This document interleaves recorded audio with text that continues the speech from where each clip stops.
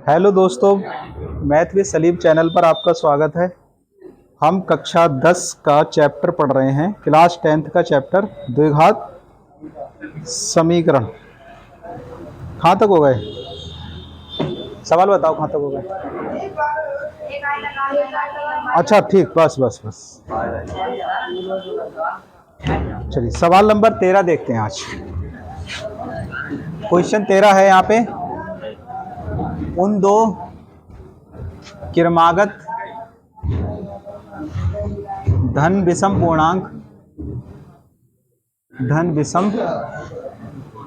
पूर्णांकों को ज्ञात कीजिए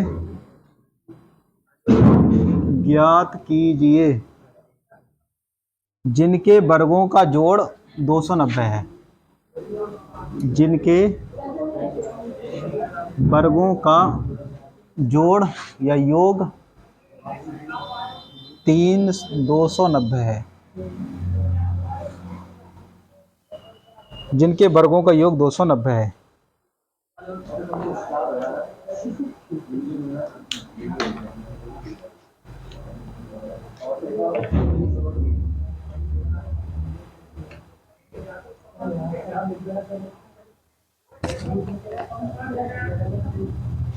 बताइए विषम धन पूर्णांक कौन कौन से लेते हैं? शिवम,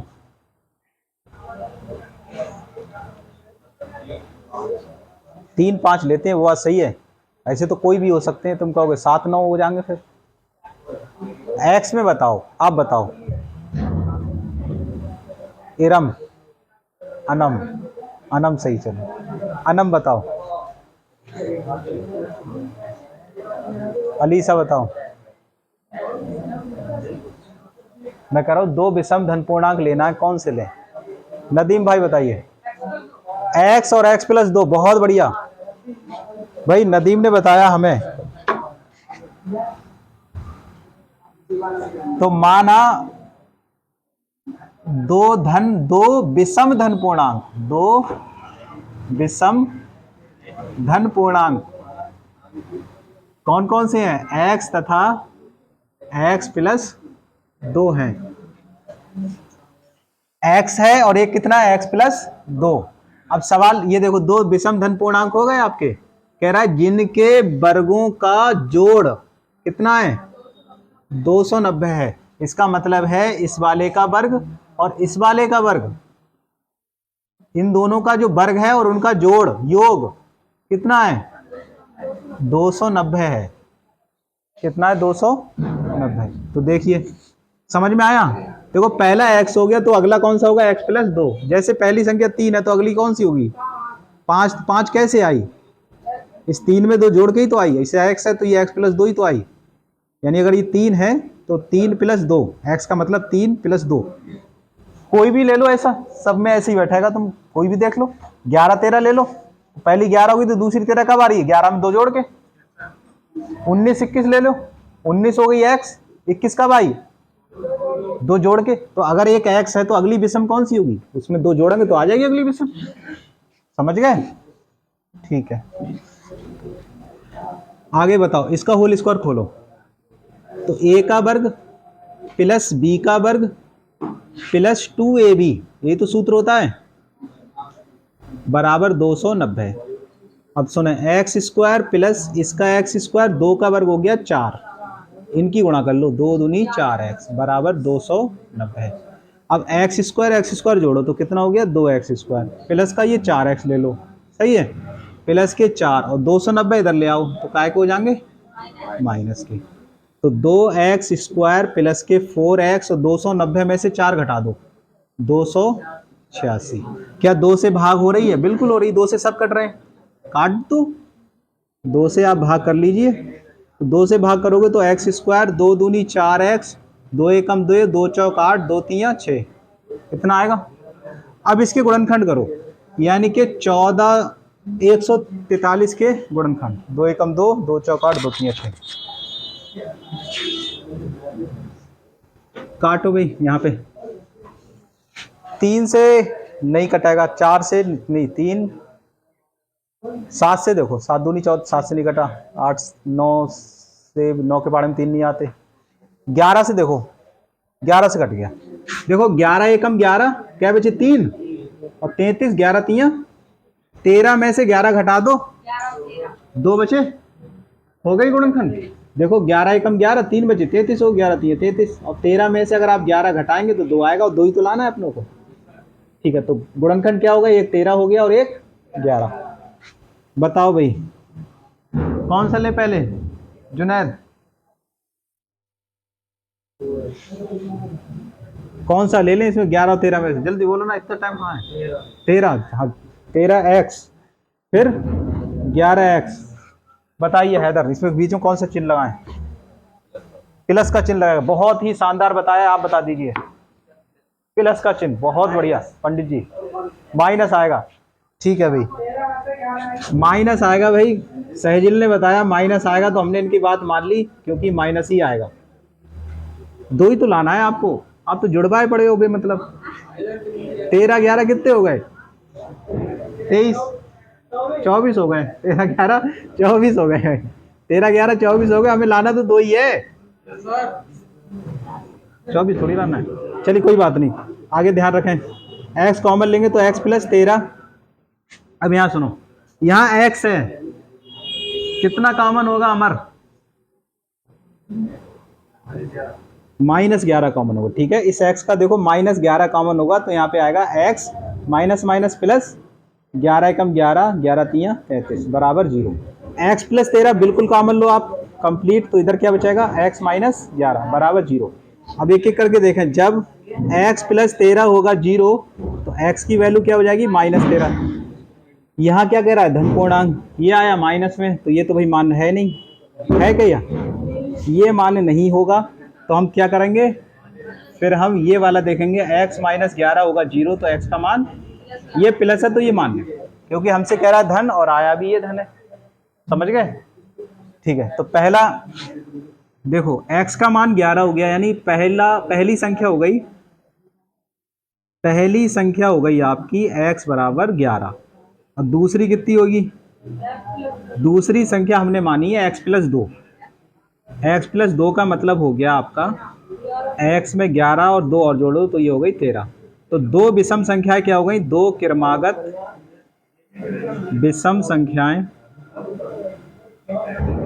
क्रमशः 11 और 13।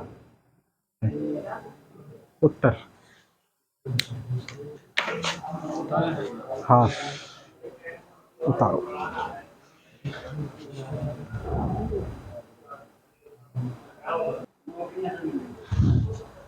ठीक है, देखिए ये सवाल बहुत ही बेहतरीन है। क्या एक ऐसी आम की बगिया बनाना संभव है, पॉसिबल है, जिसकी लंबाई चौड़ाई से दुगनी है और उसका क्षेत्रफल 800 मीटर स्क्वायर हो? यदि है तो उसकी लंबाई चौड़ाई ज्ञात करो। समझे? अच्छा, संभव होने का मतलब क्या है, मतलब जब हम इसे हल करेंगे तो एक द्विघात समीकरण बनेगी। अगर वो आसानी से हल हो जा रही है, उसके मूल वास्तविक आ रहे हैं तो संभव है, और मूल आ रहा है काल्पनिक, तो इसका मतलब है, मूल काल्पनिक का मतलब है अंडर रूट के अंदर माइनस आ जाना। अंडर रूट के अंदर क्या आ जाएगा, माइनस, तो मूल हो जाएगा काल्पनिक, फिर वो बगिया असंभव हो जाएगी। संभव कब हो जाएगी, बिल्कुल आसानी से मूल निकल आए, एक्स के जो 2 मान है बिल्कुल आसानी से निकल आए, बगैर रूट के, बगैर अंडर रूट के अंदर माइनस के, बगैर अंडर रूट के अंदर माइनस के। तो हम कहेंगे मूल वास्तविक। जब वास्तविक होंगे तो संभव होगी, और जब मूल वास्तविक नहीं होंगे यानी काल्पनिक होंगे तो फिर वो बगिया असंभव है, यानी ये रीडिंग फिर गलत है। करेक्ट?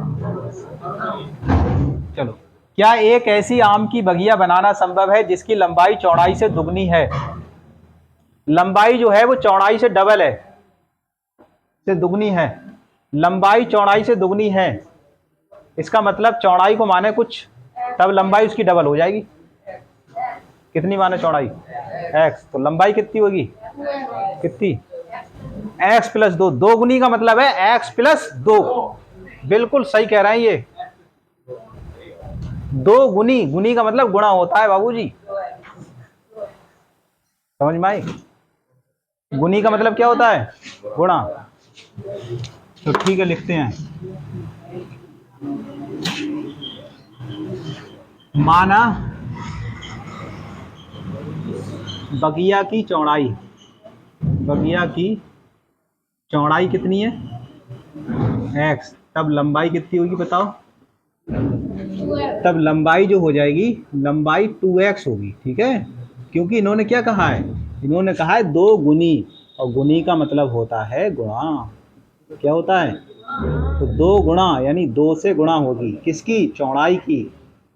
इसलिए तो ये रिजल्ट 2 है जो कि यहाँ लिखा। समझ में बात आ रही है? ध्यान से पढ़ा करो और समझ के, ऐसे नहीं कहीं। एक बगिया, माना बगिया की लंबाई चौड़ाई x है, लंबाई कितनी होगी? चौड़ाई 2x। तो लंबाई और चौड़ाई है इसमें, तो इसका मतलब आयत की बात हो रही है। किसकी बात हो रही है? आयत। यानी बगिया जो है वो आयताकार है, जिसका क्षेत्रफल जो है वो 800 मीटर स्क्वायर है। क्षेत्रफल कितना है? क्षेत्रफल जो है वो 800 मीटर स्क्वायर है। ठीक है, तो यहाँ पे दिया है, हमें दिया है बगिया का क्षेत्रफल। क्षेत्रफल कितना दिया है? तो ये दिया है आपका 800 मीटर स्क्वायर। 800 metre square. ठीक है, ये इसका मात्रक है क्षेत्रफल का। क्षेत्रफल का मात्रक मीटर स्क्वायर, और इसे हम वर्ग मीटर भी कहते हैं। आगे सुनो। तो आयत का क्षेत्रफल लगाओ फिर फार्मूला। आयत का क्षेत्रफल कितना होता है? लंबाई गुणा चौड़ाई। लंबाई गुणा चौड़ाई। ये तो आयत का क्षेत्रफल दिया कितना है? तो यहाँ पे 800 लिख दो। लंबाई कितनी दे रखी है? 2x।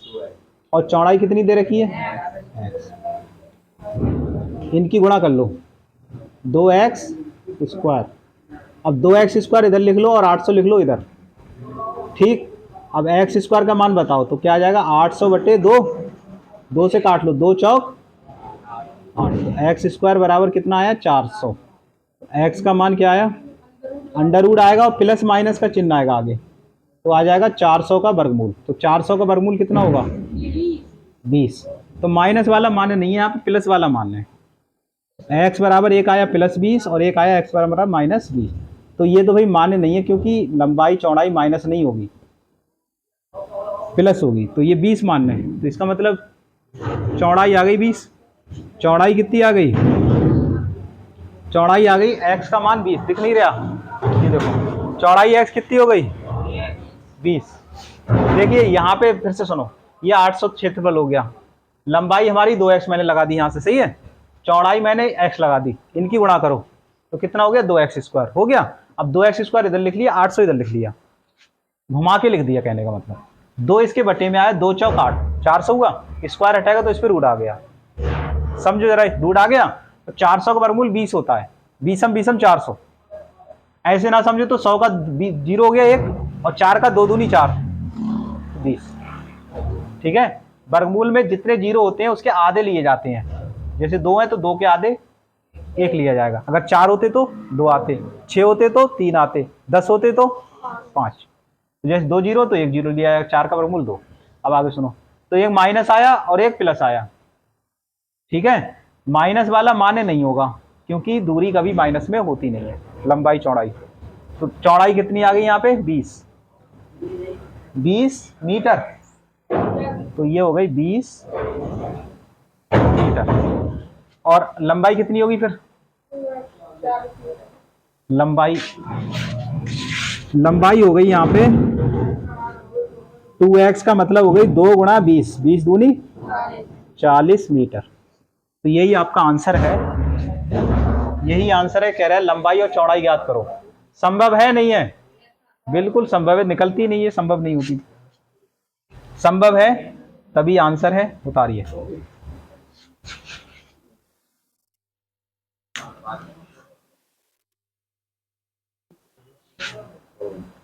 देखो, एक क्या निम्न स्थिति, इधर से पढ़ें, सुनो। क्या निम्न स्थिति संभव है? यदि है तो वर्तमान आयु निकालो। आपको वर्तमान आयु निकालना है। दो मित्रों की आयु का जोड़ जो है वो 20 वर्ष है, ठीक है, मान लेंगे। 4 वर्ष पहले पूर्व, मतलब पहले उसकी आयु का गुणनफल 48 था। 4 वर्ष पहले उनकी आयु का गुणनफल 48 था। तो दो मित्र हैं, मान लो दो मित्र कोई भी, एक को x मान ले रहे हैं, एक को y मान ले रहे हैं। एक मित्र की आयु x वर्ष है और दूसरे की आयु y वर्ष, ऐसे मान लो। माना एक मित्र की आयु अच्छा, एक मित्र की, ये वर्तमान है दोनों, एक मित्र की वर्तमान आयु अभी वाली x वर्ष तथा दूसरे मित्र की वर्तमान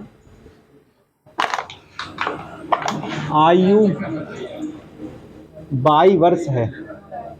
एक की x वर्ष है, एक y वर्ष है। अब शर्त पढ़ो, दो मित्रों की आयु का जो जोड़ है वो 20 वर्ष है, मतलब है x प्लस y जो है वो 20 है टोटल। समीकरण वही एक हो गई समीकरण।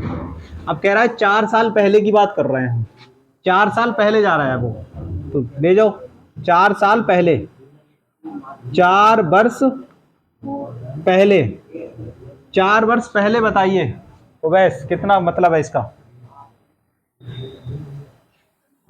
4 वर्ष पहले का मतलब क्या है पवन?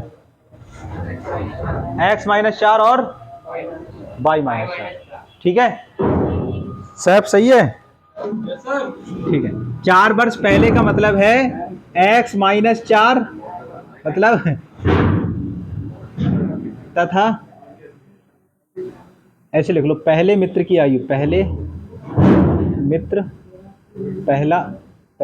की आयु, पहले मित्र की आयु, एक पहले मित्र की आयु हो जाएगी x माइनस 4 वर्ष, और दूसरे मित्र की आयु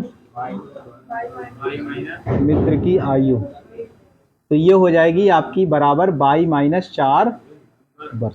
4 साल पहले का मतलब 4 साल घटा दिया, और बाद कहता तो जोड़ देते, पहले है तो इसलिए घटा दिया। अब आगे बढ़ो, 4 वर्ष पूर्व उनकी आयु का गुणनफल, इन दोनों का गुणनफल का मतलब x माइनस 4 और y माइनस 4, इनका गुणनफल कितना है? 48 है। 4 साल पहले उनकी आयु का गुणनफल कितना है? 48। करो गुणा, x से y की करो गुणा, तो x y, इस x की 4 से करो, माइनस के 4x, इस माइनस 4 की फिर y से कर लो। देखो x की गुणा पहले दोनों से करो, देखो x की इससे करी तो ये आया, इस x की इससे करोगे तो ये आ गया, हो गई दोनों से गुणा। इस x की इससे करी ये आया, इस x की 4 से करी तो ये आया। अब माइनस 4 की करो y से, कितना आएगा यहाँ? माइनस 4 y आ गया। अब माइनस क्या हो गया? प्लस, ये हो गया प्लस, 4 चौक, तो ये हो गया आपका 16, बराबर क्या आएगा? दिखा सबको? अब बताओ, अब यहां पे ऐसा करते हैं, एक्स वाई तो है ही है, एक्स वाई माइनस, इन दोनों में से 4 कॉमन ले सकते हैं। देखो माइनस 4 यहां भी, माइनस 4 यहां भी है, माइनस की 4 कॉमन ले लो, माइनस 4 कॉमन लिए तो क्या बचा यहाँ? एक्स प्लस वाई, यही बचा। और प्लस इधर क्या बचा? ये ऐसा करो, 16 इधर ले आओ, 16 इस पार ले आओ, इस पार, ये उस पार है, इसे इस पार लाओ, माइनस के 16। आगे समझ में ये बात? यहां तक कोई दिक्कत है किसी को भी? सबके आ रही समझ में? क्या x प्लस वाई का मान पता है हमें? सवाल में देखो, ऊपर से नीचे देखो, x प्लस वाई कहीं लिखा है? कहाँ लिखा है? ये लिखा है पहली समीकरण में, x प्लस वाई कितना है? तो यहाँ 20 रख दो, इस x प्लस वाई का मान यहां से टीप के यहाँ रख दो, तो बताओ क्या आएगा? एक्स वाई माइनस 4 और यहाँ पे 20, और 48 में 16 घटो, 16 दूनी 32 बचा है। अब आगे सुनो, एक्स बाई माइनस 20 चौक कितने हो गए? 80 बराबर 32। 80 इधर ले आओ। अब एक्स बाई बराबर कितना आएगा? 32 प्लस 80। तो बताइए एक्स बाई कितना आएगा अपना?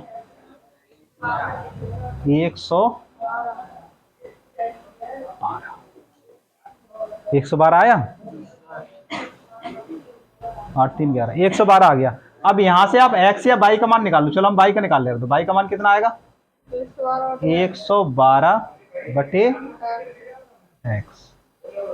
और जो एक्स का बाई का मान आया इसे आप मान लो समीकरण नंबर 2, और इस बाई का मान समीकरण 1 में रख दो। बाई का मान कहाँ रख दो? तो क्या आएगा बताओ? तो आ जाएगा यहाँ पे x प्लस बाई की जगह मान रखो, बाई की जगह मान रखो 112 बटे x बराबर 20। अब x ले लो लघुत्तम, तो यहाँ क्या लिखा है? क्या लिखा है यहाँ पे? आप बताओ पीछे वाले, सनी बताओ। एक्स स्क्वायर बोलो या एक्स स्क्वायर, हम तक आवाज तो आवे। फिर से गुणा करो, एक्स स्क्वायर प्लस 112 बराबर 20 एक्स। 20 एक्स इधर ले आओ। एक्स स्क्वायर माइनस के 20 एक्स प्लस का 112 बराबर 0। सभी लोग गुणनखंड करके बताओ फटाफट मुझे 100 क्या होंगे। आराम से करो, कॉपी पे आराम से बताओ, कोई जल्दबाजी नहीं है। सभी लोग दिमाग लगाएं अपना, ठीक है? हड़बड़ाहट नहीं है कहीं की भी, ट्रेन नहीं छूटी जा रही तुम्हारी। आराम से बताओ।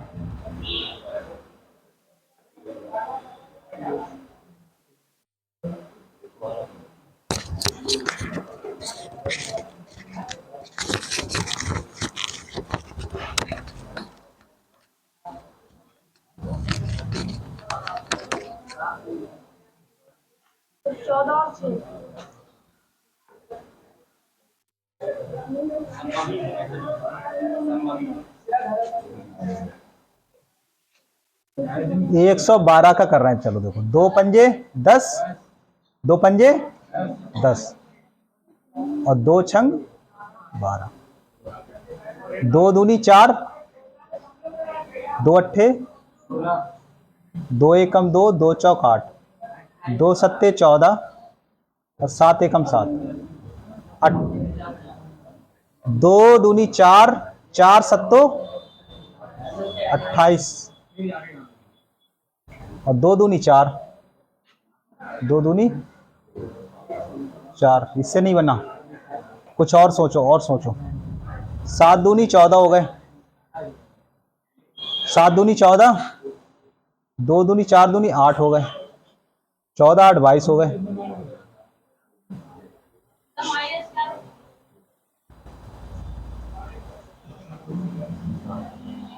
बीस एक्स कहाँ पे आया हमारा? 20 चौक 80। अच्छा यहां से आया 20 एक्स, हाँ तो सही है। और देखते हैं, 7 दूनी 14। इसका आंसर देखो जरा, बुक में संभव नहीं है तो गुणनखंड नहीं बन रहा है ना, वही तो कह रहे हैं, गुणनखंड बन ही नहीं रहे इसके। तो जब गुणनखंड नहीं बनना है तो फिर आप सूत्र द्वारा इन्हें करो। किसके द्वारा करें? ऐसे नहीं लिखेंगे, सूत्र द्वारा। गुणनखंड तो है नहीं संभव, तो इसकी तुलना कर लो। ए एक्स स्क्वायर प्लस का बी एक्स प्लस का सी बराबर 0 से, तो ए का मान आ गया 1, बी का मान आ गया माइनस का 20 और सी का मान आ गया 112। तो श्रीधराचार्य का जो सूत्र है वो है एक्स बराबर माइनस का b plus minus under root b square minus 4ac बटे 2a। तो x की वैल्यू लगाओ, माइनस माइनस प्लस हो जाएगा, plus minus under root b का स्क्वायर माइनस 20 का वर्ग माइनस 4, a का मतलब 1 और c का मतलब 112 और बटे आ जाएगा 2 into 1। X is equal to 20 plus minus under root बीसम बीसम 400 और 112 चौक 4 दूनी 8, 4 एकम 4, 4 एकम 4। देखो हाँ संभव नहीं है। अब देखो संभव नहीं है क्योंकि रूट के अंदर माइनस आ गया, रूट के अंदर क्या आ गया, और मैंने अभी बताया रूट के अंदर अगर माइनस आ जाए तो वो मूल होंगे उसके काल्पनिक। तो जब काल्पनिक होंगे तो ये स्थिति संभव नहीं है। तो इसके मूल कैसे हैं, मूल काल्पनिक है, अतः स्थिति संभव नहीं है, स्थिति संभव नहीं है। आंसर उतार लो।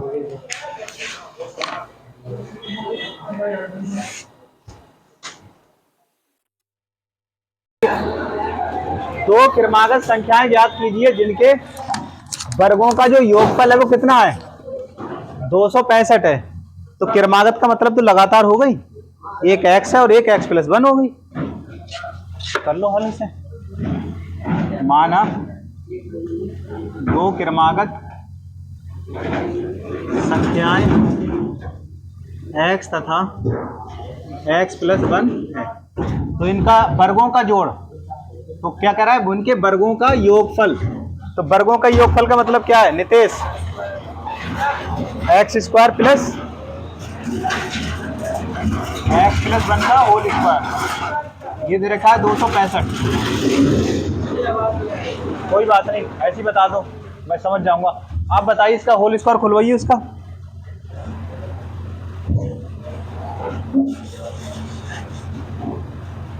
आप खुलवाओ जल्दी। एक्स स्क्वायर प्लस, तो ये x square plus x square plus, bracket में लिखूंगा ओके, ब्रैकेट में प्लस 1 का वर्ग। हाँ ठीक है और बताओ, प्लस 2। चलो ये बता रहे हैं, ये ठीक बता रहे हैं कुल मिला के। X square plus x square, 1 का वर्ग होगा 1 और 2 से इसकी गुणा करो तो 2x बराबर 265। एक्स एक्स कितने हो गए, 2x स्क्वायर।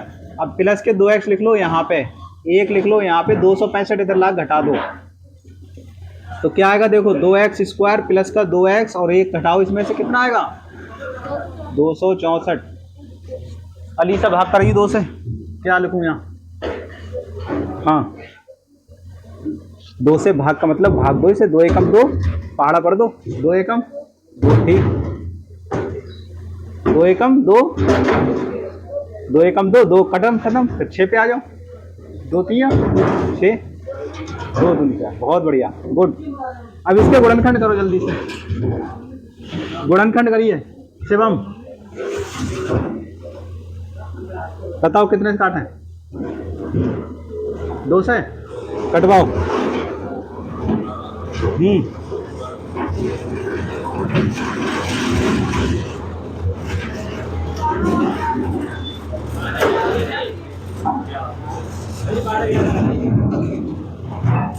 हाँ भाई आप बताइए, 2 संख्या बनाओ जिसका अंतर 1 हो, घटाओ 1 हो।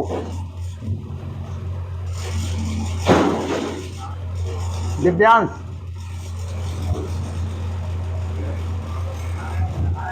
12 11 ठीक है, 2 दूनी 4 3 12 हो गया और ये 11 हो गया। 12 में से 11 घटे 1 बचा, ठीक। एक्स स्क्वायर क्या लिखा पहले, प्लस के लिख लो 12x, ठीक है। अब कौन सी संख्या आएगी इधर बताओ, आप बताओ यहाँ,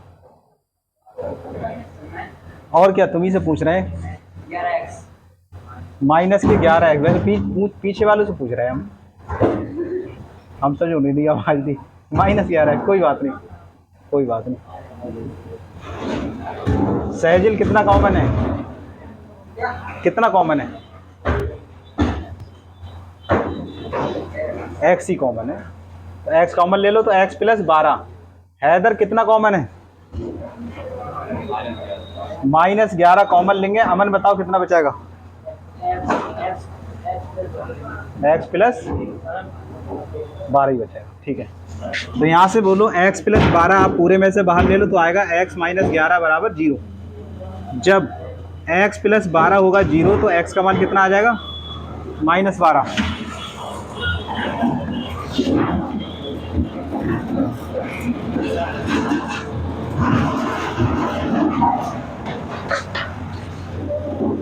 और जब x माइनस 11 होगा 0 तो x बराबर हो जाएगा 11।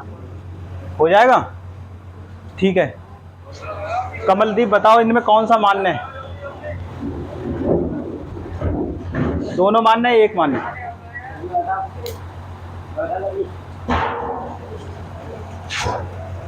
देखो किरमागति पूछ रहा है, दोनों ही हो सकते हैं। चलो ये वाला ले लो। तो एक जो संख्या हो गई, एक संख्या कितनी हो गई? x बराबर 11। ज्ञानेंद्र बताओ दूसरी संख्या।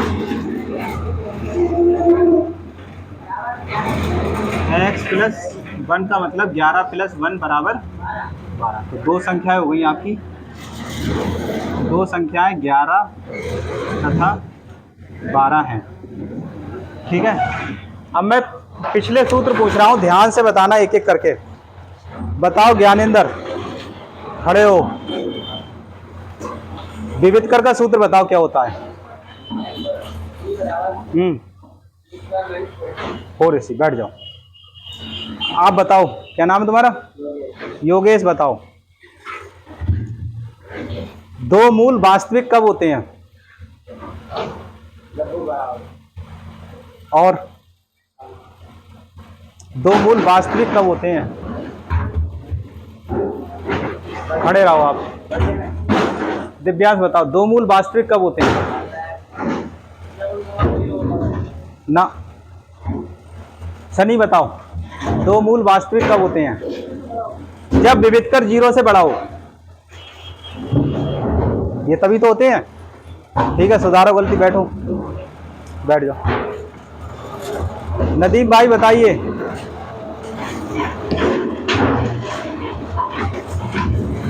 श्रीधराचार्य का सूत्र।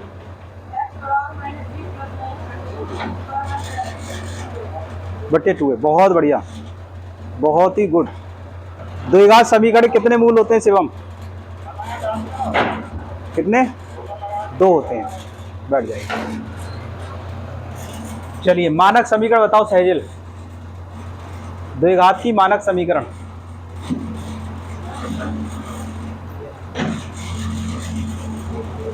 ax स्क्वायर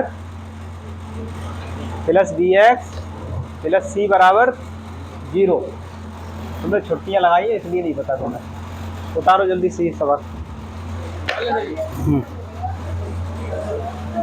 हाँ छुट्टी हो गई।